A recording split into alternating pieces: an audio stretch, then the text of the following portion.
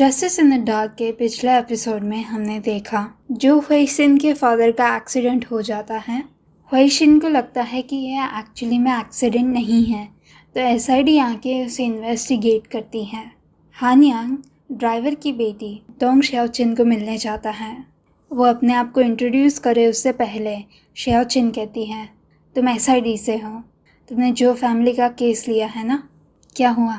तुम्हें कोई एविडेंस नहीं मिला इसलिए मुझे इंटेरोगेट करने आए हो? हान यांग ऑकवर्डली कहता है, मैं सिर्फ ये सिचुएशन को समझना चाहता हूँ। क्या दोंगशियान इतना ज़्यादा वर्कलोड हमेशा लेता था? मुझे जितना पता है उसके हिसाब से तो शाओचिन खड़ी हो जाती है और कहती है, हमारी फैमिली पे कोई भी कर्ज नहीं है, किसी को भी कोई बीमारी नहीं है, और मेरे फादर एक गैम्बलर नहीं थे। हम उतने अमीर नहीं हैं, पर हमारी लाइफ ठीक से चल रही थी। हम कुछ पैसों के लिए किसी का खून नहीं करने वाले थे। वो अपना फ़ोन हान यांग पे फेंकती हैं। फ़ोन में हान यांग देखता है कि वो न्यूज़ देख रही थी। शाओचिन को आंसू आ जाते हैं। मेरे डैड का एक्सीडेंट हुआ है, ये उनका ही फॉल्ट है। तो फिर बताओ कॉम्पनसेशन कितना देना है? मैं एक एक पैसा देने को तैयार हूँ, और अगर इतना काफ़ी नहीं है तो मैं लोन लेके आपको पैसे वापस कर दूँगी। पूरी ज़िंदगी मेहनत करनी पड़े तो भी मैं आपके पैसे वापस कर दूँगी। पर तुम किसी के बारे में ऐसा सब नहीं कह सकते। वो अपने आप को डिफेंड करने के लिए आज ज़िंदा नहीं है। ऐसे टाइम पे तुम दूसरों का फ़ायदा उठाना चाहते हो, तब तुम्हें जाके खुशी मिलेगी। वो रोने लगती हैं। मेरी मॉम का एक्सीडेंट हुआ था, उसके 1 साल तक वो कार टच भी नहीं कर सकते थे। उनके लिए कार चलाना बहुत मुश्किल था। तुम लोग ये कैसे कह सकते हो कि कुछ पैसों के लिए उन्होंने किसी का खून कर दिया? हान यांग अपने आप को डिफेंड करने का ट्राई करता है, पर वो क्या कहे उसे कुछ पता नहीं, तो वो कुछ नहीं कहता। यांगशी दूर से उनकी कॉन्वर्सेशन सुन रही होती है और उसे अपने डैड की याद आती है। वेंजो क्राइम सीन फ़ोटोज़ देखता है और वह इंटरनेट पे पे चेंगयू के एक्सीडेंट के फ़ोटो ढूंढता है। उतने में उसे एक नोटिफिकेशन आती है। जैनेटर ने एक नई पोस्ट की होती है। हम देखते हैं कि ह्वेइशिन का बड़ा भाई एक कच्चे रोड से आ रहा होता है और वो किडनैप हो जाता है। ये इन्फॉर्मेशन न्यूज़ पे आती है। किडनैपर ने ह्वेइचिंग का एक वीडियो अपलोड किया होता है जिसमें वो कह रहा होता है, हेल्प मी। एसआईडी जो मैंशन पे आती है। लांग चाओ कह रही होती है, हमने नेटवर्क को कांटेक्ट किया है और उन्हें वीडियो डिलीट करने का कहा है, पर अब तक 2 आवर्स हो चुके हैं, ये बात फैल चुकी है। वेंजो पूछता है, हम अपलोडर का आईपी एड्रेस ट्रेस कर सकते हैं? लांग चाओ कहती है, उन्होंने बहुत सारे वेब प्रॉक्सीज यूज़ किए, फोरेंसिक टीम अभी भी डिक्रिप्ट कर रही है। वेंजो वू को पूछता है, क्या तुमने पता किया कि जो हाइजिंग कहाँ पे था? वो कहता है, हाँ, 2 बजे उसकी फ़्लाइट शिंजो में आई। लैंड करने के बाद उसने अपनी फैमिली को कॉल किया कि वो अभी टैक्सी में बैठ गया है और उन्हें कहा कि एयरपोर्ट पे उसे पिकअप करने ना आए। नॉर्मली एयरपोर्ट से लेके जो मैंशन तक 30 to 40 मिनट्स लगनी चाहिए, पर जो फैमिली 2 आवर्स तक वेट कर रही थी, जब उन्होंने उसे कॉल किया तब उसका फ़ोन शट ऑफ था। ये ह्वेइचिंग का स्केड्यूल है। वो अपने लैपटॉप में स्केड्यूल खोलने जाता है। वेंजो पूछता है, ये जो ह्वेइचिंग ये ऐसा नहीं है जिसके आगे पीछे शोफर्स और बॉडीगार्ड्स होंगे? तो फिर आधी रात को वो खुद टैक्सी बुला के एयरपोर्ट से क्यों निकला? तभी फेदू कहता है, जो ह्वेइचिंग ऐसा ही है। वो हमेशा से लो प्रोफाइल और मॉडेस्ट रहा है। वो बाकी सबका ध्यान भी बहुत अच्छे से रखता है। कुछ लोग कहते हैं कि वो कुछ ज़्यादा ही जेंटल है और डिसाइसिव नहीं है, पर उसकी इंटरपर्सनल रिलेशनशिप्स हमेशा से अच्छी रही हैं। आधी रात को स्टाफ या बॉडीगार्ड्स को डिस्टर्ब किए बिना घर पहुंच जाना, यही उसकी स्टाइल है। मॉर्निंग कैप्टन लियो।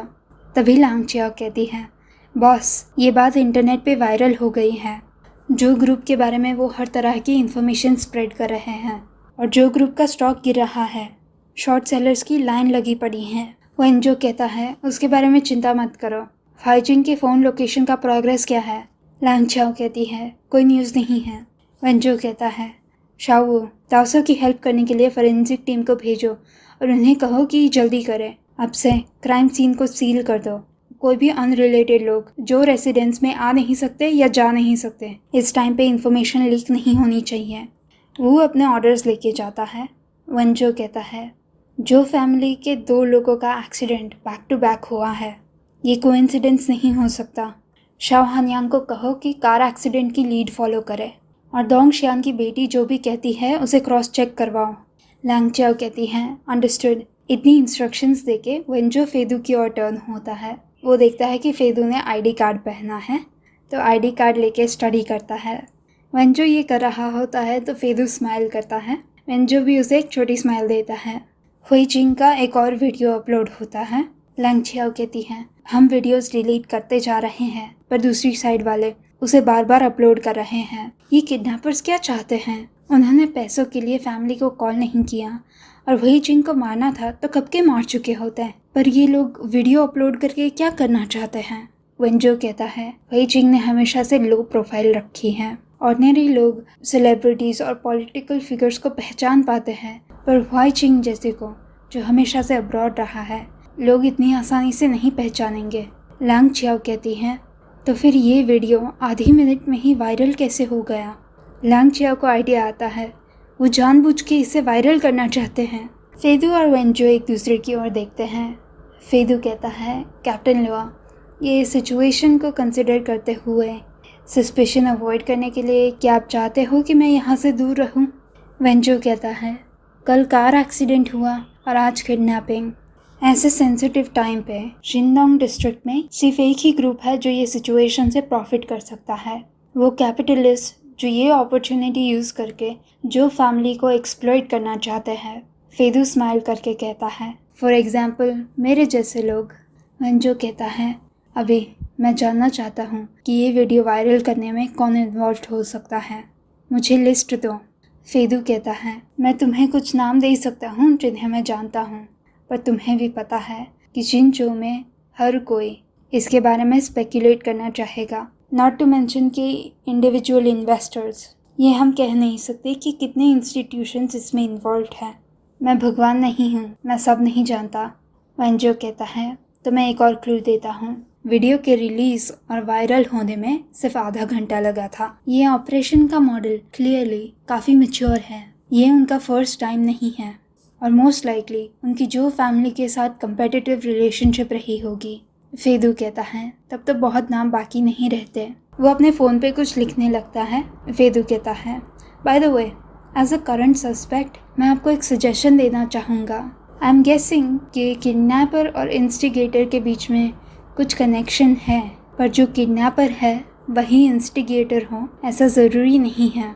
तभी एक आदमी वेशिंग को लिविंग रूम में लेके आता है। वेशिंग ये सिचुएशन के बारे में कंप्लेन कर रहा होता है। वो आदमी को देख के फेदू कहता है ये वू जिंगयू है, ये जो ग्रुप का एक प्रेसिडेंट है। ये ब्रांड के पब्लिक रिलेशंस और एक्सटर्नल कम्युनिकेशंस हैंडल करता है। वो हुई जिंग का यूनिवर्सिटी क्लासमेट भी है और उसे फुल्ली सपोर्ट भी करता है। वेशिन पूछता है वो जंग काइफांग कहाँ पे है? मेरे डैड के एक्सीडेंट के बाद वो क्यों नहीं आया? ये वो यांगबो की वजह से है। जिंगयू उसे चुप कराता है। वेशिन कहता है क्या मैं गलत कह रहा हूँ? ये सब उसी की वजह से है। वो हमारी फैमिली के लिए कभी भी अच्छा नहीं चाहता था। उसने ही मेरे डैड को मारा है और मेरे भाई को किडनैप कर लिया ताकि वो मेरे जैसे को परेशान कर सके, है ना? जिंगयू उसे शांत करवा रहा होता है। वेशिन कहता है आप भी उसकी साइड ले रहे हो। फेदू एक्सप्लेन करता है कि जंग काइफांग ने जो चनहाओ के साथ 0 से स्टार्ट किया था, वो जो ग्रुप का सेकेंड इन कमांड है, उन्होंने ही पर्सनली यांगबो को प्रमोट किया। अरे हाँ, यांगबो रूमर है कि वो जो चनहाओ का इलिजिटिमेट सन है। वेंजो कहता है तुम इन लोगों को बहुत अच्छे से जानते हो। फेदू को एक मैसेज आता है। वो वेंजो को फ़ोन देता है और कहता है जो भी इंचार्ज में है तुम उससे खुद ही बात कर लो। मैसेज में वो 3 कंपनीज का नाम होता है जो ये केस में सस्पिशियस है। वेंजो लांग चाओ को कहता है कि वो इन तीनों जगह को इन्वेस्टिगेट करे।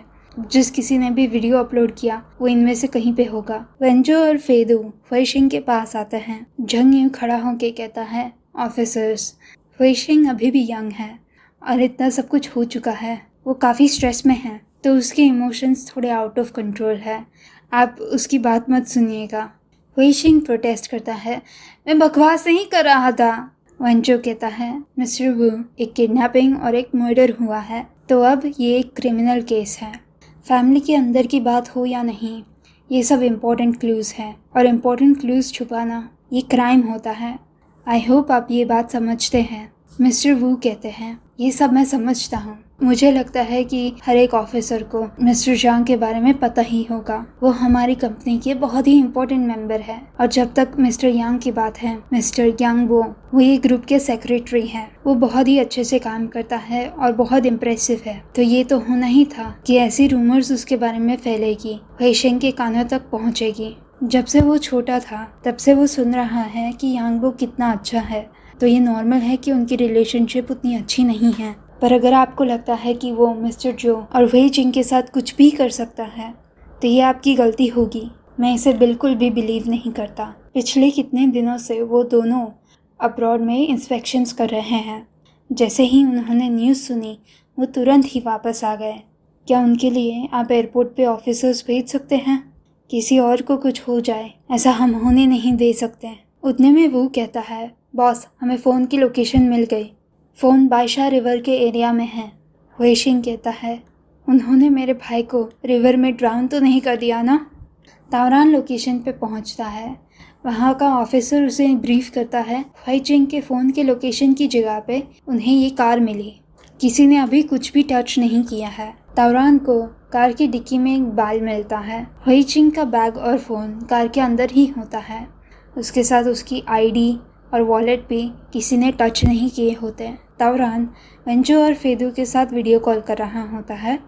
वेंजो को कुछ दिखता है और वो ये बात ताओसा को कहता है।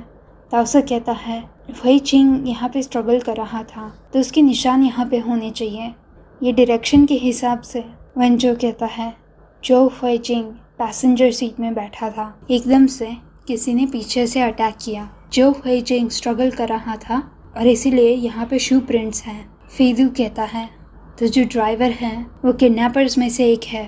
वेंजो कहता है, लाइसेंस प्लेट रन करो और पता करो कि ड्राइवर कौन है। पेट्रोल डिटैचमेंट की हेल्प से इन्वेस्टिगेट करो कि कौन सा व्हीकल में विक्टिम को ट्रांसफ़र किया गया होगा। 3 किलोमीटर के रेडियस में जितने भी सर्वेलेंस कैमरा हैं उन पे फोकस करो। तावरान कहता है, ओके। वेंजो उसका एक्सप्रेशन देख के कहता है, क्या हुआ? तावरान कहता है, कोई फ़ोटोज़ ले रहा है, मैं हैंडल करता हूँ। वेंजो उसे इंस्ट्रक्ट करता है कि ध्यान रहे कि मीडिया को कुछ पता ना चले, ये सब अभी कॉन्फिडेंशियल रखना पड़ेगा। वो वेंजो को बुलाता है। किडनैपर ने एक और वीडियो क्लिप अपलोड की होती है। वीडियो क्लिप में किडनैपर हुईशिंग के नेक को कट कर रहा होता है।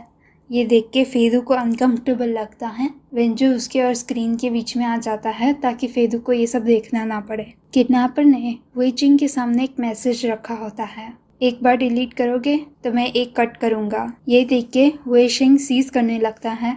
फेदू उस पर चेकअप करने जाता है। वो कहता है, नेटवर्क सेंटर पूछ रहा है कि आगे डिलीट करे या नहीं। उतने में यांगबो आता है और हुईशिंग उसे अटैक करने जाता है। वेंजो उसका हाथ पकड़ लेता है और उसे चेयर पे बिठाता है। तुम्हें रेबीज शॉट चाहिए या सेडेटिव? फेदू आके उसके हाथ पे पैट करता है और वेंजो हुईशिंग का हाथ छोड़ता है। यांगबो अपने आप को इंट्रोड्यूस करता है और वो एक्सप्लेन करता है कि वो एक दूसरी कंट्री में एक नया पोर्ट खोलने जा रहे थे, तो इसके इंस्पेक्शन के लिए वो भी गया था। जैसे ही मैंने सुना कि क्या हो रहा है, मैं तुरंत ही वापस आ गया और जैसे मैं आ रहा था तब मैंने सुना कि हुईशिंग के साथ क्या हुआ। आई डोंट नो, ये सब इतना जल्दी हो गया, मुझे नहीं पता कि मैं अब क्या करूं। वेंजो कहता है, मिस्टर यांग, ये केस समझने के लिए मैं आपको डायरेक्टली पूछता हूँ, क्या आप जो जन्माओ के इलेजिटिमेट सन हो? यांगबो कहता है, ये बात का कोई भी बेसिस नहीं है, ये एक इंसल्ट है मेरी मेहनत की, मेरी मॉम की और जो जन्माओ की भी। आई डोंट नो कि आपने ऐसी सब बातें कहाँ से सुनी।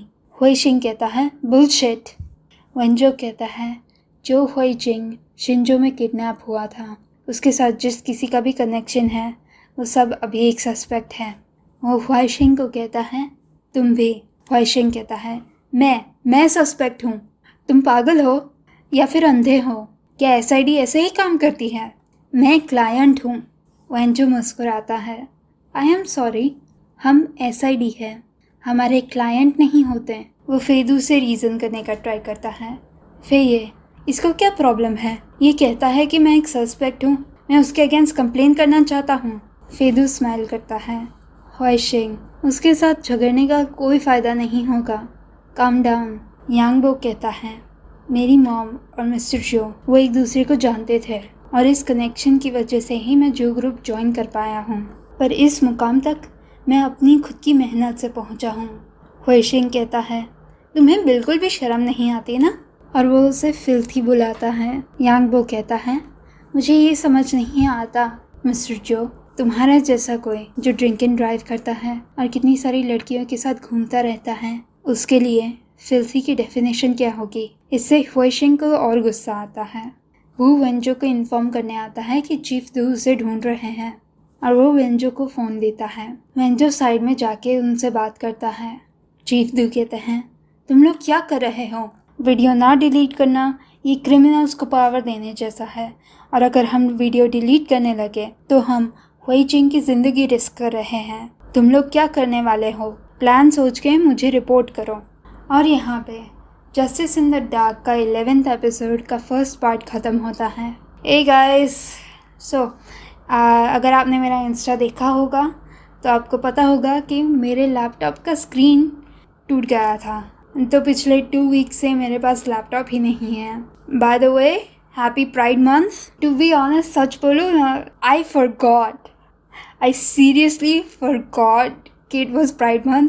लाइक मैंने स्टीवन कोबेर का एक नया एपिसोड देखा ना, तभी मुझे याद आया कि oh it's pride month. So what have you guys been doing? I hope आपको ये वीडियो अच्छा लगा। ये वीडियो को लाइक कीजिए, शेयर कीजिए और मेरी चैनल को सब्सक्राइब कीजिए। मैं आपको अगले वीडियो में मिलूँगी। तब तक के लिए बाय बाय।